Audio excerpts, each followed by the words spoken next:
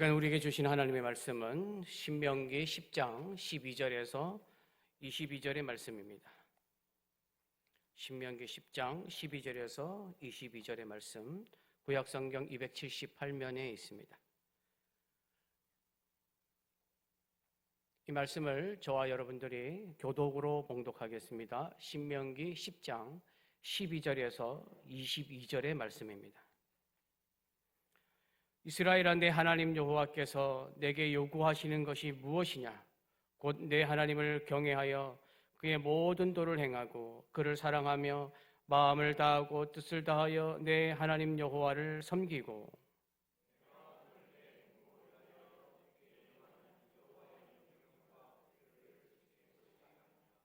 하늘과 모든 하늘의 하늘과 땅과 그 위의 만물은 본래 내 하나님 여호와께 속한 것이로되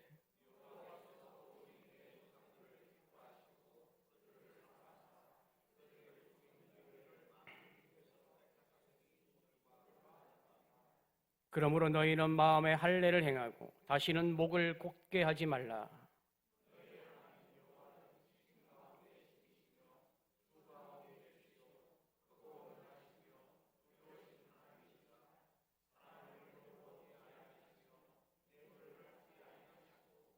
고아와 가부를 위하여 정의를 행하시며 나그네를 사랑하여 그에게 떡과 옷을 주시나니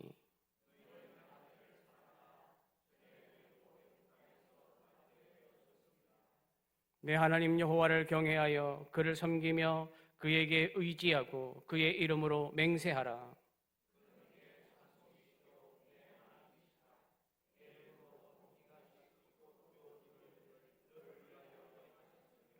같이요. 애굽에 내려간 내 조상들이 겨우 70인이었으나 이제는 내 하나님 여호와께서 너를 하늘의 별같이 많게 하셨느니라. 아멘. 할렐루야. 네, 주위 분들과 함께 인사하겠습니다. 은혜 받으세요라고 인사하겠습니다. 네, 은혜 받으세요. 네, 은혜 많이 받으세요. 네. 다음 주 수요 예배는 그대로 합니다. 그런데 MBA는 하지 않겠습니다. 다음 주는 제가 휴가 기간이라 휴가 기간을 왜 이렇게 빨리 잡으셨나 그럴 수도 있는데 6월 둘째 주에 우리가 기관장 회의가 있고요. 6월 셋째 주는 우리 창립기념주일이고 6월 넷째 주는 정기당회, 그다음 7월 첫 주는 정기재직회, 그다음에 둘째 주는 또 우리 맥주감사주일이라서 그다음에 성찬식이 있고 7월 셋째 주부터는 본격적인 여름 행사가 들어갑니다. 그리고 이제 8월 달 들어가면 또 9월 특별 새벽 집회랑 또 9월에 또 구역 신방 이런 것들을 또 준비하고 하반기를 준비해야 되기 때문에 휴가를 좀 일찍 다녀옵니다. 그래서 다음 주는 수요 예배는 그대로 있습니다. 수요 예배를 하고 MBA 신명기 강의는 한 주가 늦춰지도록 하겠습니다. 그렇게 참고하시면 되겠습니다. 오늘 우리 교재에는 신명기 제4주차입니다. 4주차 강의를 보시면 되고 너 행복하라고 주신 명령이다 라는 주제로 오늘 여러분과 함께 말씀의 은혜를 나누도록 하겠습니다. 교재에 보시면 1. 마음 열기. 누군가의 규칙이나 간섭이 나를 보호하기 위한 것이라고 깨달은 적이 있습니까? 라고 되어 있습니다. 규칙이나 법이나 많은 것들이 다 이제 사실은 사람을 보호하기 위한 것인데 어떤 간섭이라든지 어떤 부모님의 어떤 또 이야기라든지 그것들이 나를 보호하기 위한 것이라고 깨달은 적이 있으신지 아마 다 경험을 하지 않았을까 싶습니다. 여러분, 자녀들이 어릴 때를 생각하면 부모님들이 하지 말라고 말하는 거의 모든 것은 아이들을 보호하려는 것이 대부분입니다. 예전에 그런 것이 있습니다. 어린아이들이 제일 좋아하는 집안에서 가장 위험한 물건은 무엇일까요? 물었을 때에 부모님들이 그리고 전문가들이 1위로 꼽은 것이 무엇인지 아십니까? 가스레인지였습니다. 가스레인지를 켜면 거기에 파란불, 빨간불 이렇게 올라오니까 아이들이 그게 색종이처럼 보이나 봐요. 그래서 손을 많이 대서 그것에 이제 주의하는 그런 이야기들이 많아졌는데 부모님들이 하지 말라고 하는 것은 거의 대부분 아이들을 보호하려고 하는 것이 대부분입니다. 위험한 곳, 가파른 곳, 위험 요소들이 있는 곳은 항상 가지 못하게 하거나 항상 부모가 거기에 함께 있습니다. 간섭을 위해서 함께 하는 것이 아니라 보호하기 위해서 함께 하는 것입니다. 그리고 아이를 보호하기 위해서 또 하나의 방법이 무엇이냐면 아이를 가르치거나 훈련시키는 것입니다. 이를 통해서 아이들을 강하게 만들고 아이들이 부모가 없을 때도 스스로 보호할 수 있게 만드는 것입니다. 근데 요즘은 아이들을 망치는 학부모들이 그렇게 많다잖아요. 얼마 전에 뉴스를 보니까, 뉴스 본 분도 많으실 텐데, 학부모들의 민원 때문에 학교 현장이 금지 공화국이 되었습니다. 무슨 말이냐? 초등학교에서는 글쓰기, 그리기 이런 교회 대회가 다 없어졌대요. 왜 없어졌느냐? 내 아이가 상을 받지 못하면 박탈감을 느낀다고 학부모들이 민원을 넣은 거예요. 어떤 학교에서는 쉬는 시간에 아이들이 쉬는 시간이나 그 다음에 점심시간이 되면 막 나와서 막 뛰어놀기도 하고 막 놀잖아요. 근데 축구나 야구 같은 공놀이를 금지시켰다는 거예요. 이유가 뭐냐 했더니 축구나 야구 잘하는 아이들만 인기가 많기 때문에 내 아이가 인기가 없을까봐 민원을 넣은 거예요. 그리고 내 아이가 조금이라도 다칠까봐 학부모들이 민원을 넣어서 공놀이 금지를 했다는 겁니다. 여러분 점심시간만 되면 아이들이 우르르 나와서 막 축구하고 뛰어놀잖아요. 그런데 이런 학부모들의 민원 때문에 최근에는 점심시간에도 운동장에 한 명도 없는 학교가 생겼다는 것입니다. 부모들의 민원 때문에.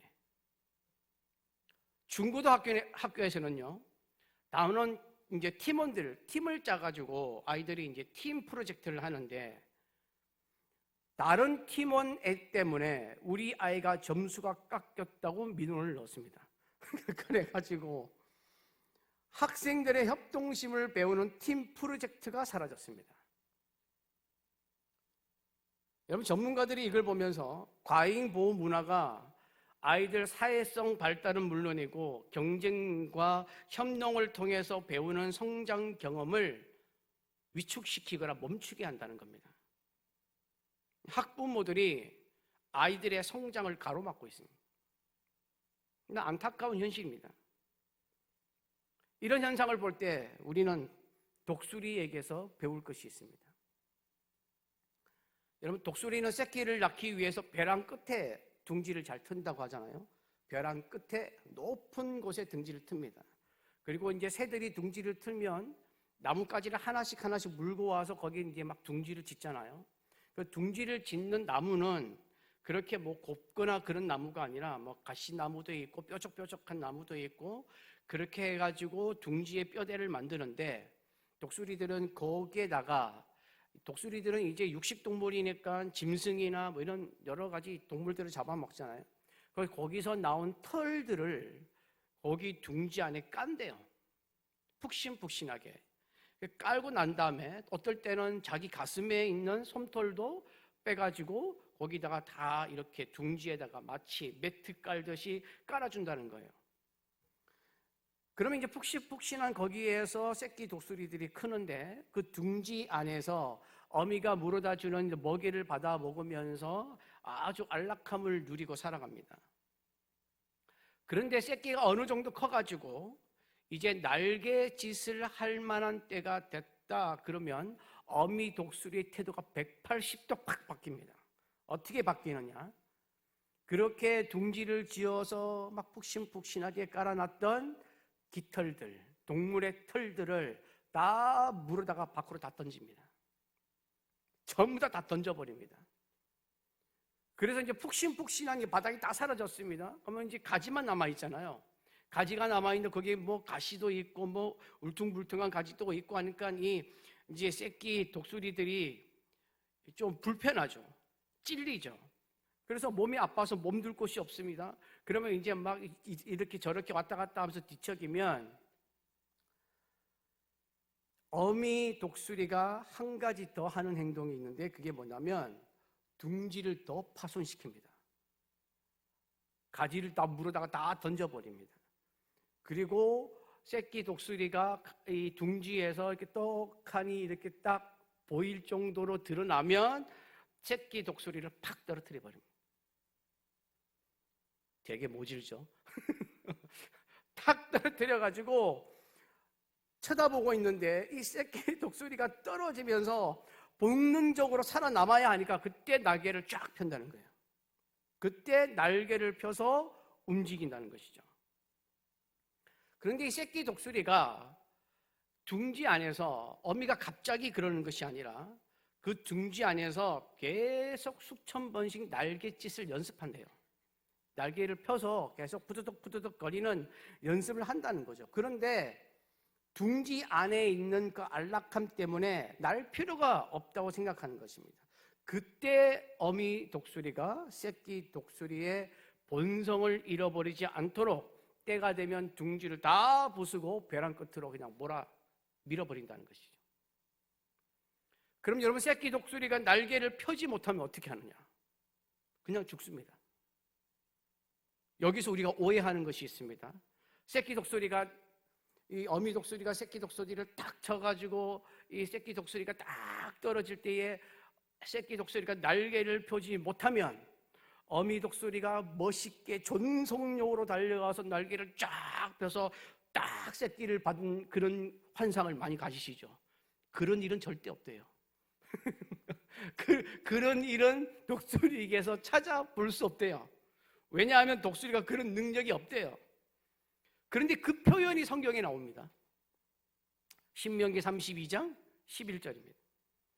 마치 독수리가 자기의 보금자리를 어지럽게 하며 자기의 새끼 위에 너풀거리며 그의 날개를 펴서 새끼를 받으며 그의 날개 위에 그것을 엎는 것 같이, 이렇게 나와요.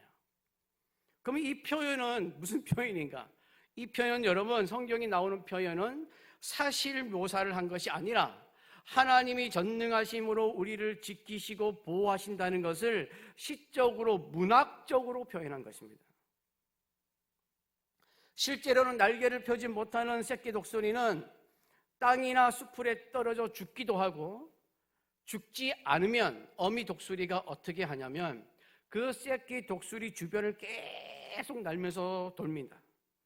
그래서 다른 짐승들이 새끼 독수리를 공격하지 못하도록 계속 돌봅니다. 그러면서 먹이를 물어다 줍니다. 그리고 다시 날아오를 때까지 끝까지 보호하면서 돌보기만 합니다. 그러니까 어미 독수리는 새끼 독수리가 진짜 독수리가 되어 날아오르도록 돕는 것입니다. 굳이 비교하자면 하나님이 우리를 향한 마음이 이 어미 독수리의 마음과 같습니다. 하나님은 우리가 진짜 하나님의 백성이 되기를 원합니다. 진짜 하나님의 백성은 하나님을 경외하는 백성입니다. 하나님의 말씀에 순종하는 백성입니다. 하나님의 능력을 믿는 백성입니다. 하나님이 어떤 분인지 아는 백성입니다. 그리고 하나님에게서 벗어나지 않는 백성입니다. 하나님 때문에 행복을 느끼는 백성입니다. 이런 하나님의 백성을 만들기 위해서 하나님은 하나님의 백성에게 율법을 주신 것입니다.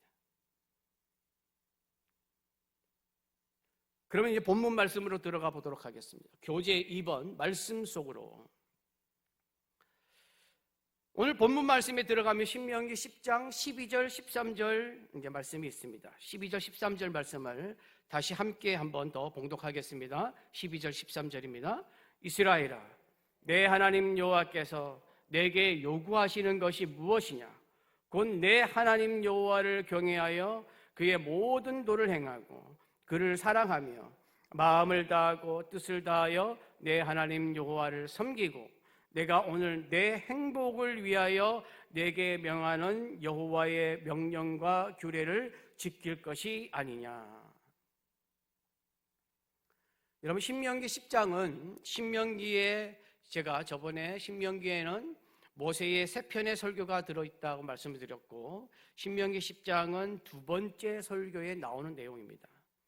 오늘 본문 말씀 앞에 나오는 신명기 9장에서 신명기 10장 11절까지의 내용이 뭐냐면, 모세가 하나님의 부르심에 따라서 호렙산으로 올라갑니다.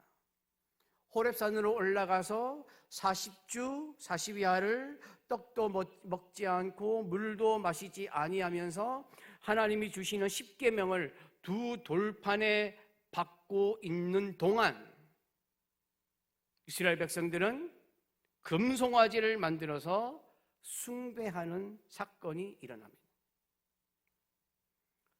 그리고 호렙산에서 이제 그 두 돌판을 가지고 내려온 모세가 이스라엘 백성들이 금송아지를 만들어서 숭배하는 것을 보고 너무 화가 나서 하나님이 주신 이 두 돌판을 그 앞에서 깨뜨려 버렸습니다.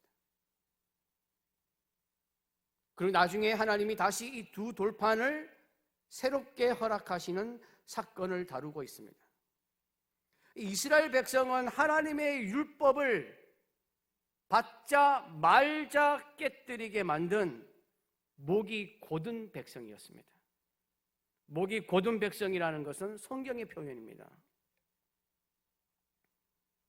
그래서 하나님이 이 이스라엘 백성들을 보고, 호렙산에서 하나님이 지금 이스라엘 백성들에게 말씀하시는 율법을 주고 있는데 밑에서 우상 사건이 일어난 거죠.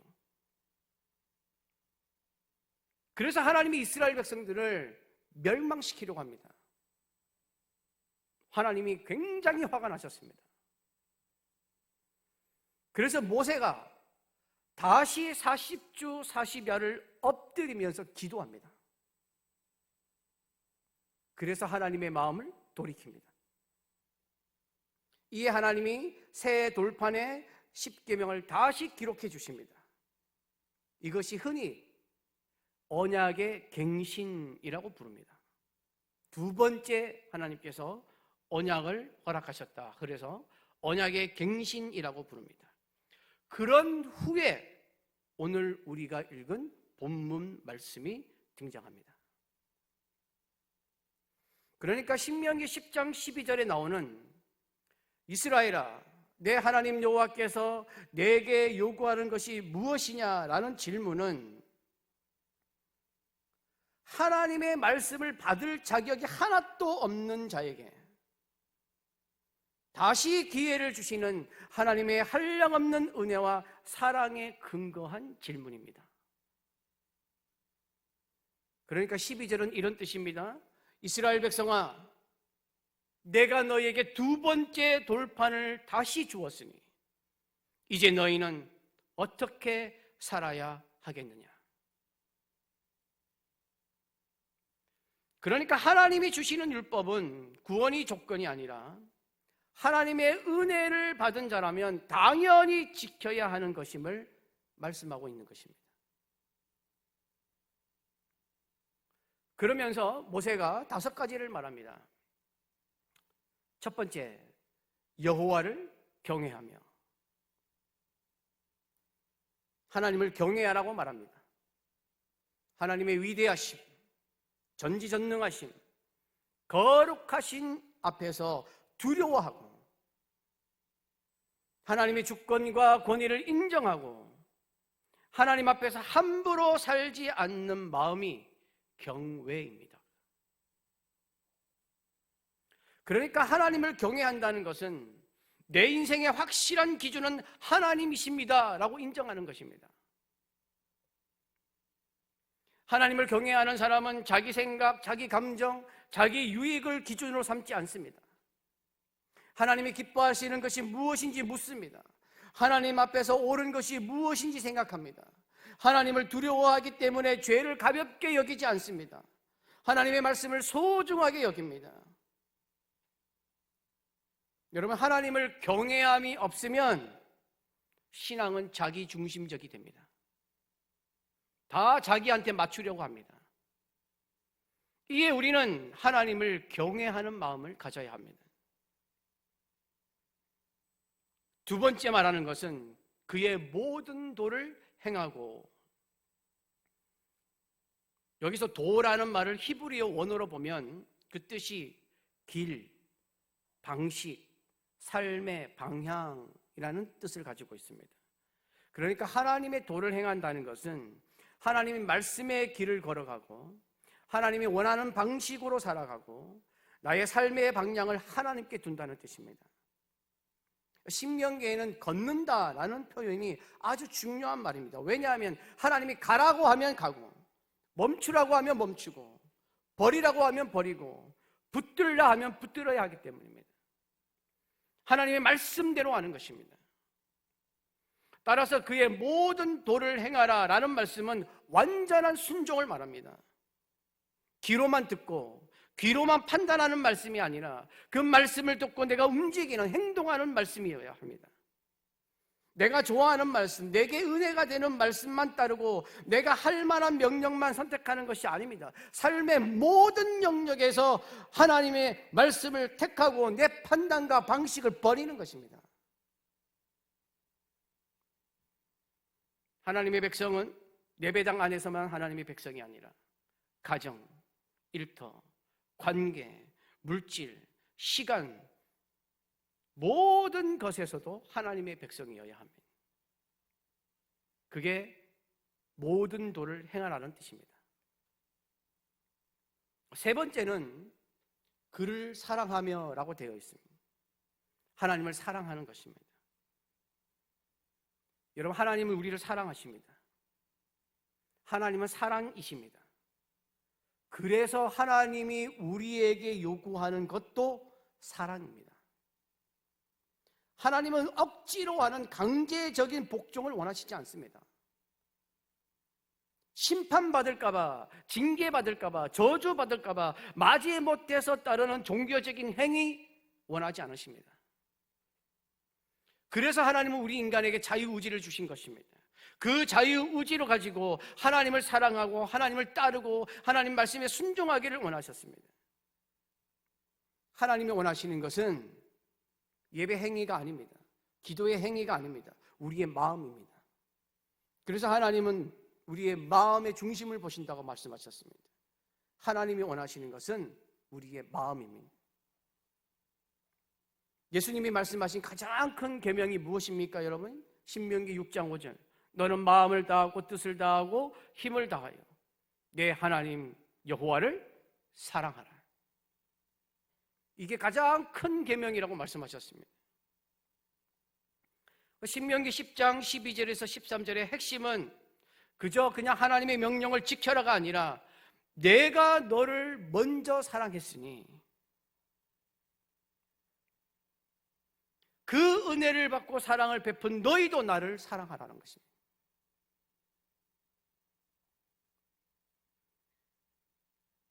네 번째는 마음을 다하고 뜻을 다하여 내 하나님 여호와를 섬기고입니다. 전에도 한번 말씀을 드렸지만 성경에서 마음은 생각, 의지, 판단, 욕망, 인격의 중심을 말합니다. 그리고 뜻은 생명 전체, 존재 전체를 가리킵니다. 그러므로 마음을 다하고 뜻을 다하라는 것은 부분적인 것을 말하는 것이 아니라 전 인격적으로 하나님께 헌신하라라는 뜻입니다. 하나님은 우리의 일부를 원하시는 것이 아닙니다. 주일 예배 1시간을 원하시는 것이 아닙니다. 명륜제일교회 이 교회에 나오는 그 시간을 원하는 게 아닙니다. 하나님은 우리의 마음, 생각, 감정, 의지, 시간, 물질, 관계, 삶 전체를 하나님께 드리기를 원하십니다. 우리 삶의 주인은 하나님이십니다. 그것을 우리는 인정하며 살아야 됩니다. 그리고 섬긴다라는 말은 예배의 자리와 삶의 자리에서 하나님께 엎드린다는 뜻입니다. 이에 진정으로 하나님을 섬기는 사람은 나의 삶 전체를 하나님께 드리는 사람, 나의 삶 전체를 하나님께 두는 사람입니다. 5번째 13절에 보면 여호와의 명령과 규례를 지킬 것이다 이렇게 말씀하고 있습니다. 여러분, 하나님을 경외하고 사랑하는 사람의 행동이 어떻게 나타나는 줄 아십니까?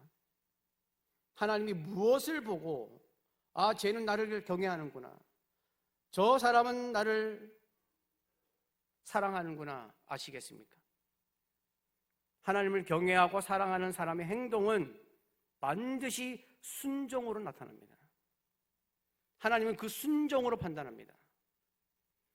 하나님께서 열왕기서에 나오는 역대기서에 나오는 모든 왕을 뭐로 판단하는지 아십니까? 순종으로 판단하십니다. 성경에 나오는 모든 인물들을 뭐로 판단하느냐? 순종으로 판단합니다. 하나님을 경외하고 사랑하는 사람의 행동은 반드시 순종으로 나타납니다. 부모님을 사랑하는 사람은 어떤 행동으로 나타납니까, 여러분? 부모님을 순종하는 대로 나타납니다. 성경은 그래서 사랑과 순종을 분리하지 않습니다. 하나님에게 있어서 사랑은 감정이 아닙니다. 순종입니다. 우리가 순종할 때에 제가 나를 사랑하는구나, 우리가 순종하면서 나갈 때에, 하나님 말씀에 순종하면서 살 때에 너가 나를 사랑하는구나 아는 것입니다.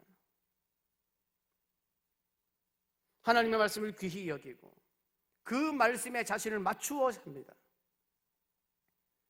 말씀을 나한테 맞추는 것이 아니라 나를 말씀에 맞추어야 합니다. 그게 순종입니다. 순종은 하나님이 주신 은혜에 대한 반응입니다.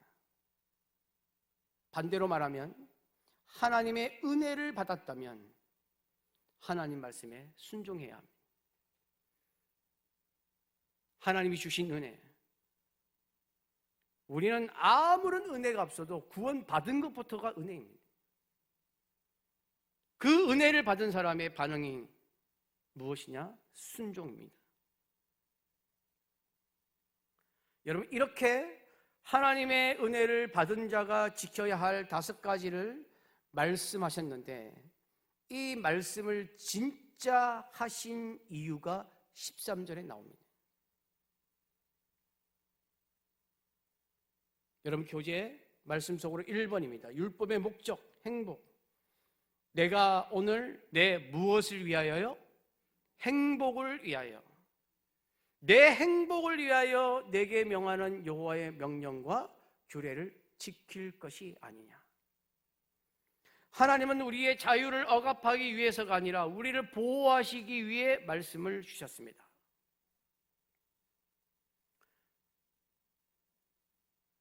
전에 제가 신명기 이제 소개하면서도 잠깐 설교를 했지만, 너의 행복을 위하여라는 말을 원어 그대로 번역을 가면 이런 뜻입니다. 너에게 좋게 되도록, 너의 기쁨이 지속되기 위하여, 너에게 복이 되도록 이라는 말입니다. 우리는 보통 행복이라고 하면 돈이 많아지고 건강하고 일이 잘 풀리고 마음이 편하고 원하는 것을 얻고 고통과 괴로움은 다 없어지는 것을 말합니다. 물론 이런 것도 하나님이 주시는 삶의 복에 포함될 수 있습니다. 그러나 신명기 10장 13절에서 말하는 행복은 이런 것에 한정되어 있지 않습니다. 신명기가 말하는 행복은 하나님의 말씀, 하나님의 계명, 하나님의 명령에 순종할 때 일어나는 것입니다. 하나님의 명령은 하나님의 백성인 우리가 가장 안전하고 행복하게 살 수 있도록 하는 울타리입니다. 하나님의 명령과 규례는 하나님의 백성을 통제하거나 억압하게 하기 위한 것이 아닙니다. 하나님의 권위를 과시하기 위해서 주신 것이 아닙니다. 하나님의 말씀은 하나님의 백성을 살리기 위한 것입니다. 자유를 빼앗는 것이 아니라 죄와 우상과 잘못된 길, 멸망의 길에서 하나님의 백성을 지키려는 것입니다. 시작할 때도 말씀을 드렸지만, 부모가 자녀에게 위험한 길로 가지 말라고 하는 것은 자녀를 억압하기 위한 것입니까? 아니지 않습니까? 자녀를 살리기 위해서입니다. 마찬가지로 하나님은 하나님의 백성을 참된 생명과 행복의 길로 인도하기 위해서 계명을 주신 것입니다. 이것이 신명기의 핵심입니다.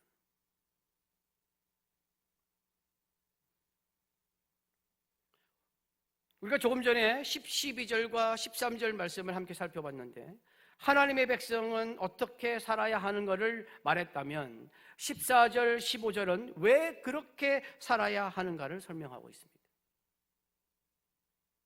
14절에서 15절 말씀 다시 함께 봉독합니다.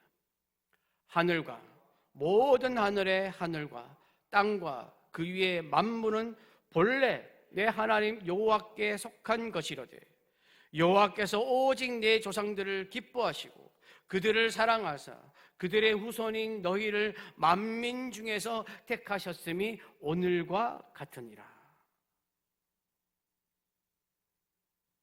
여러분, 하나님은 온 우주와 만물의 창조자이십니다.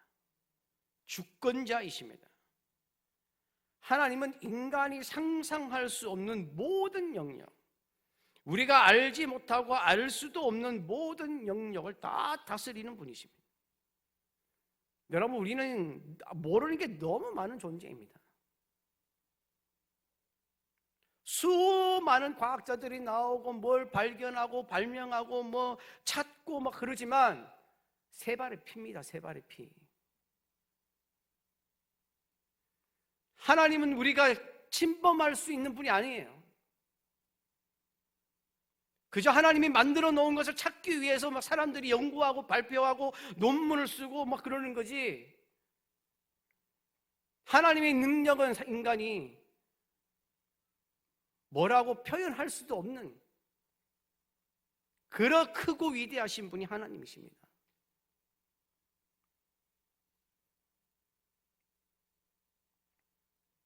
세상의 모든 것을 다스리시는 하나님이십니다.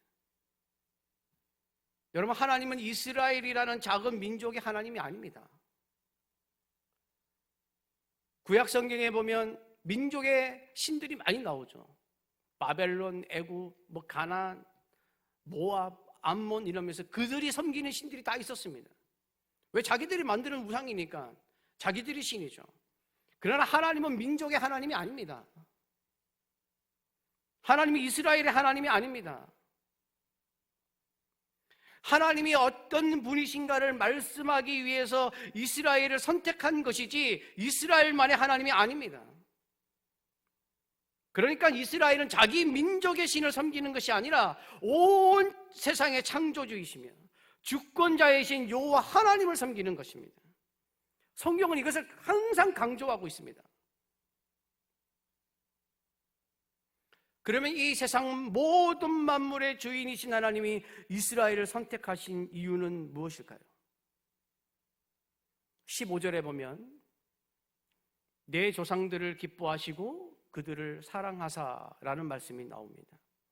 하나님이 이스라엘을 선택하신 것은 뭐 이스라엘이 위대해서가 아닙니다. 이스라엘이 강해서가 아닙니다. 경건해서도 아닙니다. 도덕적으로 뛰어나서가 아닙니다. 그저 하나님이 사랑하는 마음으로 선택한 것입니다. 하나님은 본성 자체가 사랑이십니다. 요한일서 4장 8절, 사랑하지 아니하는 자는 하나님을 알지 못하나니 이는 하나님은 사랑이십니다. 하나님이 모든 만물을 다스리시는 그 피조물들을 대하는 마음은 사랑입니다. 사랑. 그래서 이스라엘을 선택한 것도 사랑하는 마음으로 선택한 것이고, 인류를 구원하신 것도 사랑의 마음으로 하신 것이고, 우리를 구원하시고 하나님의 자녀로 삼으신 것도 사랑하는 마음으로 하신 것입니다. 신명기 7장 7절에서 8절에 그것을 기록해 놓았습니다. 제가 읽어드리겠습니다. 신명기 7장 7절 8절 말씀입니다. 여호와께서 너희를 기뻐하시고 너희를 택하심은 너희가 다른 민족보다 수요가 많기 때문이 아니니라. 너희는 오히려 모든 민족 중에 가장 적으니라. 여호와께서 다만 너희를 사랑하심으로 말미암아. 이것이 이유입니다.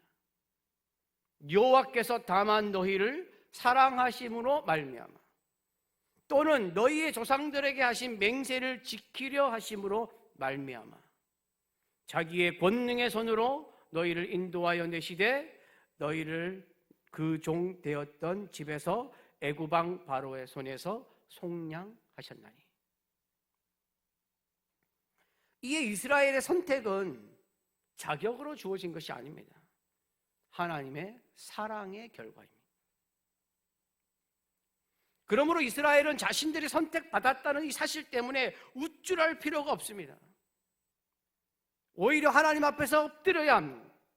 하나님이 사랑하는 마음으로 선택하였다는 것은 하나님 앞에서 교만해서는 안 되는 이유이기도 합니다. 그런데 이스라엘이 하나님 앞에서 교만을 떨은 것입니다.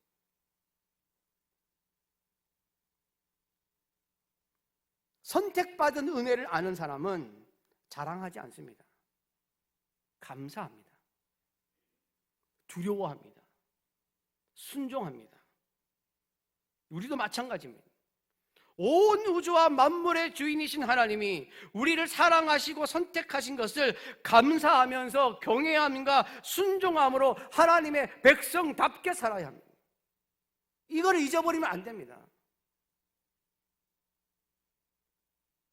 그래서 16절을 말씀합니다. 16절 함께 봉독하겠습니다. 그러므로 너희는 마음에 할례를 행하고 다시는 목을 곧게 하지 말라. 교재에 보시면 말씀 속으로 두 번째입니다. 마음의 할례. 10장 16절. 그러므로 너희는 어디에 할례를 행하라고요? 마음의 할례를 행하라. 마음의 할례를 행하는 것은 신약에서 나타난 사상이 아닙니다. 신약에서 나타난 말씀이 아닙니다. 구약에서부터 하나님께서 말씀하신 것입니다. 너희는 마음의 할례를 행하고 다시는 목을 곧게 하지 말라. 교재 밑에 보시면 육체의 표식이 아니라 마음의 가죽을 베어나는 진정한 회개를 의미합니다. 여러분, 할례가 무엇입니까? 하나님과 하나님이 선택하신 이스라엘 백성 사이의 언약의 표징이었습니다. 이스라엘이 하나님께 선택이 되어서 언약을 맺은 백성으로 하나님께 순종하고 헌신하겠다는 약속의 상징으로 몸에 새겨진 표식입니다. 그래서 할례는 우리는 하나님께 속한 백성입니다. 우리는 하나님의 언약 안에 있는 백성입니다.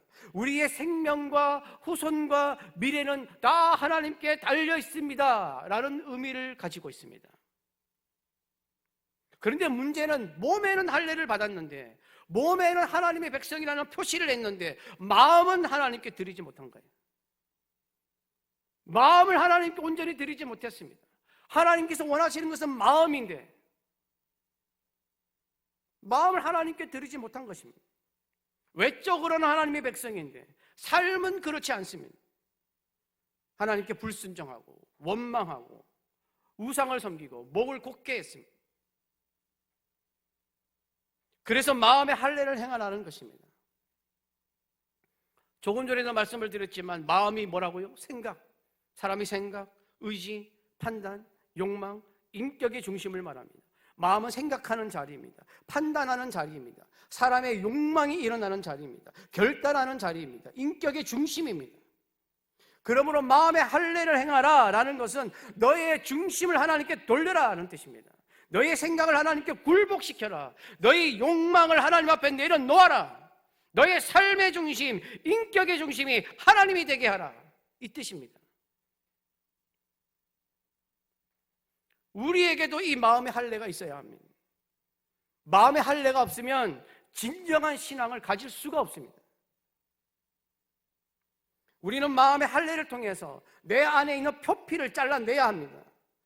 하나님의 말씀을 들어도 돌이키지 않는 완고함의 표피, 자기 생각을 하나님의 말씀보다 높이는 교만의 표피, 하나님을 신뢰하지 못하는 불신앙의 표피, 하나님의 뜻보다 자기 욕망을 앞세우는 자기 중심의 표피, 하나님보다 더 의지하고 사랑하는 우상의 표피, 죄를 죄로 느끼지 못하고 말씀에 반응하지 않는 영적 무감각의 표피를 다 잘라내야 합니다. 그것을 잘라내야 할례가 되는 것입니다. 그래야 내 행복을 위하여 하나님의 말씀을 지키는 자가 될 수 있습니다. 이걸 하지 않으면 우리는 항상 제자리입니다. 하나님 말씀에 순종할 수가 없습니다.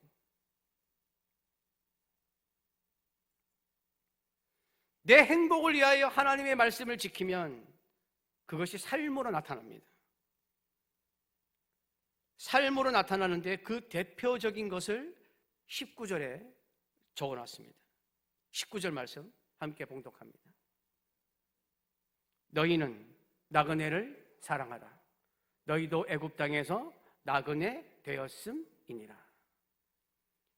교제입니다. 교제 세 번째, 약자를 향한 사랑. 너희는 누구를 사랑하라고요? 나그네를 사랑하라. 18절에는 고아와 가부 이야기도 나오고 나그네 이야기도 또 나옵니다. 그런데 여기서 중심은 나그네를 사랑하라는 것입니다. 교재 두 번째 보시면 하나님을 사랑하는 자는 고아와 가부와 나그네를 사랑하게 됩니다. 나그네가 무엇입니까, 여러분? 자기가 거주하던 고향 땅을 떠나서 타지에 거주하는 사람을 말하지 않습니까? 그리고 정착하지 못하고 계속 떠돌아다니는 사람들. 그래서 나그네는 혈연 관계에 있는 가족이 별로 없기 때문에 땅의 소유권이나 사회적 안전망이 굉장히 약한 사람입니다. 그래서 구약을 보면 고아와 가부와 함께 사회적인 대표적인 약자로 언급되어 있습니다. 나그네. 하나님은 이스라엘에게 나그네를 불쌍히 여겨라, 억압하지 말라가 아니라 사랑하라고 하십니다.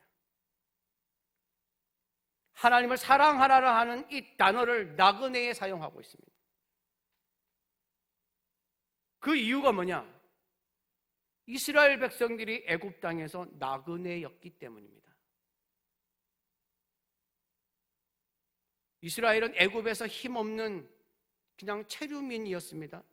남의 땅에서 살았고 결국 노예가 되어서 430년이나 압제를 당하면서 살았습니다. 그러니까 이게 무슨 말입니까? 이스라엘아, 너희들도 나그네였잖아.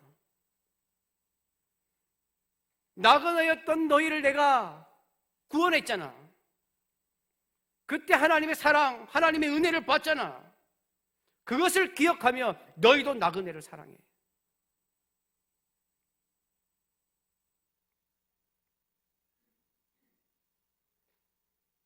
여러분은 하나님이 은혜 주시기 전에 어떤 형편에 있었습니까? 여러분 각자가 하나님을 만나고 하나님이 주신 은혜, 여러분이 겪었던 하나님의 큰 사건들, 여러분 인생이 다 하나씩 있잖아요. 지금 여러분을 바라볼 때 그때 하나님의 은혜가 없었다면 나는 어떻게 되었을까 하는 순간이 기억이 나십니까? 하나님은 그때를 잊지 말라고 말씀합니다. 그래서 나그네를 사랑하라고 하신 거예요. 내가 경험하였던 그때를 기억하면서 내가 겪었던 것을 지금 겪고 있는 사람들에게 그대로 사랑을 베풀라고 말씀하십니다. 하나님을 진정으로 사랑하는 사람은 하나님이 나에게 베푸신 사랑을 이웃에게 베푸는 사람입니다. 그러므로 내가 행복한 사람이 되려면 창조주이시며 온 세상 만물에 하나님이 나를 선택하셨음을 감사하고 하나님을 사랑하고 하나님이 나를 보호하기 위하여 주신 말씀에 순종하면서 내가 겪었던 어려움을 기억하면서 나와 같은 어려움 속의 이웃을 사랑하며 살아가야 할 줄 믿습니다.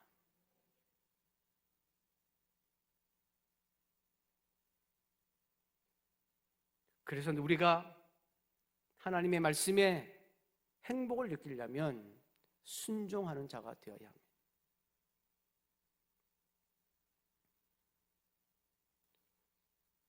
교재 3번 삶의 적용입니다. 나는 하나님의 말씀을 무거운 짐으로 여깁니까? 행복의 매뉴얼로 여깁니까? 내 주변에 외로운 나그네, 그 나그네에게 따뜻한 말 한마디를 건네봅시다. 여러분은 어떻습니까? 하나님의 말씀을 무거운 짐으로 여기십니까? 아니면 하나님의 백성으로서 하나님이 주시는 행복의 매뉴얼로 여기고 있습니까? 어려운 질문이죠. 나는 하나님의 말씀을 무거운 짐으로 여기는가? 정말 행복의 매뉴얼로 여기고 있는가? 여러분 신명기 30장 11절에서 14절에 보면 이런 말씀이 나옵니다. 제가 봉독해 드릴게요. 신명기 30장 11절에서 14절입니다. 내가 오늘 내게 명령한 이 명령은 어려운 것도 아니요 먼 것도 아니라 하늘에 있는 것이 아니니 내가 이르기를 누가 우리를 위하여 하늘에 올라가 그의 명령을 우리에게로 가지고 와서 우리에게 들려 행하게 하랴 할 것이 아니요 이것이 바다 밖에 있는 것이 아니니 내가 이르기를 누가 우리를 위하여 바다를 건너가서 그의 명령을 우리에게로 가지고 와서 우리에게 들려 행하게 하랴 할 것도 아니라 오직 그 말씀이 내게 매우 가까워서 내 입에 있으며 내 마음에 있은즉 내가 이를 행할 수 있느니라.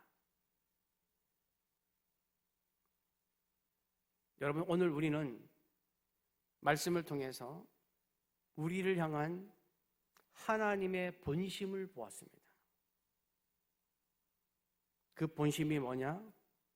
하나님이 우리에게 수많은 말씀과 명령을 주신 이유는 단 하나, 너 행복하라고 주신 것입니다. 하지만 그래도 우리 마음 한구석에는 여전히 두려움이 있습니다. 그런 우리를 향하여 하나님은 말씀하십니다. 사랑하는 나의 자녀야,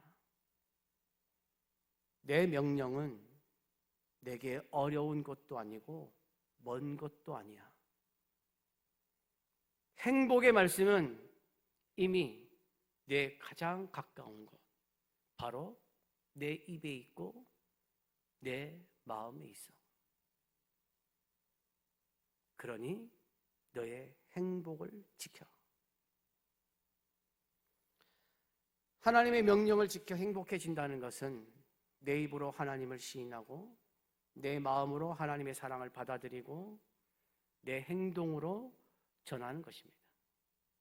말씀이 내 입에 있고 내 마음에 있을 때 순종은 무거운 짐이 아니라 기쁜 반응이 될 줄로 믿습니다. 이에 여러분 모두가 하나님 안에서 진짜 행복을 맛보며 살아가는 귀한 은혜가 있기를 간절히 바랍니다. 찬양하고 우리 함께 또 기도하는 시간 갖겠습니다. 행복.